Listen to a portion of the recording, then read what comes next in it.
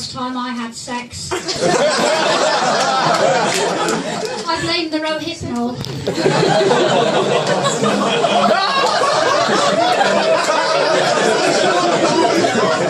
That's true. It's my own fault, really, because I met the man on the internet. I suppose the name of the website should have given the game away, though. WeDrugYou.com. Now, apart from him, all the other men I've met through internet dating have been lovely. In fact, the first one could have been Mr. Right, but I paid for 6 months subscription. I didn't want to waste it. So I just kept going. Now, for a while I was seeing a man who was into bondage. He begged me. This is so surprising. He begged me to tie him up and tantalise him. So I handcuffed him to the headboard, and then I took a photograph. I held the phone just out of his reach and then said, "Shall I send this to your boss?" Or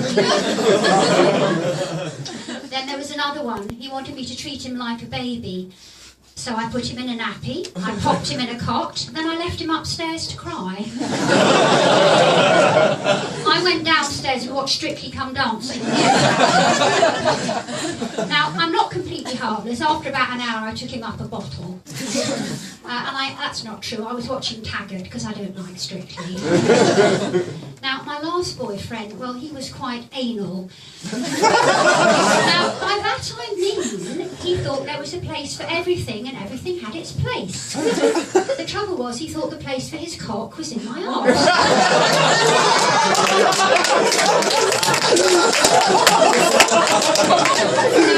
I did object at first,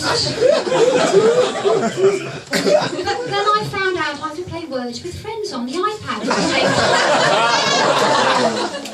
Hashtag no brainer.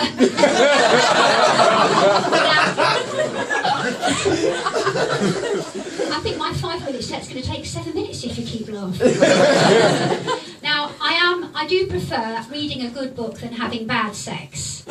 But if necessary, I can multitask. Now, you've probably realised from all of this that though I'm interested in sex, I'm not desperate. But what I am desperate for, though, is some decent foreplay. Because if I wanted sex without foreplay, I'd still be married. Now, I'm a teacher, and when I was married... There's a lot of us about, you know. There's a lot of us about. It must be something to do with getting our frustrations dealt with elsewhere. Yes, when I was married, my husband used to complain that I spoke to him as if he was one of my pupils. Hand me that knife and sit down, because I was working with young offenders in those days. Now, one of my female pupils, she got a crush on me. She thought we were having an affair, and she told her social worker that we'd been having sex in my car.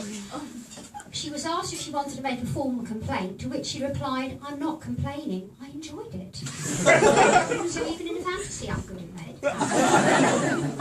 And as I mentioned, I am divorced, and my divorce has cost me a fortune.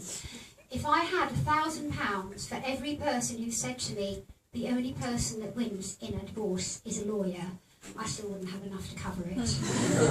But there are some people who say to me, "Oh, well, we've settled it amicably, we sat down at the kitchen table, we sorted it out between us. Why can't you do the same?" Well, it's quite difficult to do that if it's the same kitchen table where you came home and found your husband humping an old school friend.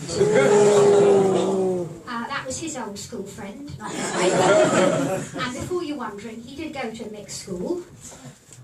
But she was perfectly placed to play Words with Friends on the iPad at the same time.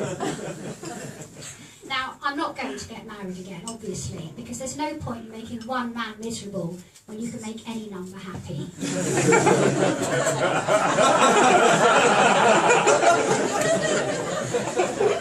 And since I've got back into dating, I found out men expect you to sleep with them on the third date. Now, when I was a teenager, the furthest I'd go on a third date was letting a boy try and unhook my bra. And if he did succeed, it was generally disappointment to both of us, to be honest. So when I hit my 20s, the third date could often end in sex. Have I got to stop now? Wait. I'm sorry. The third date could often end in sex. And so then I had to choose my underwear accordingly. I had 3 sets of knickers, dead cert, no chance, and you never know your luck. And I think I'll have to leave you to imagine that, those, because I've got to stop now. Thank you very much.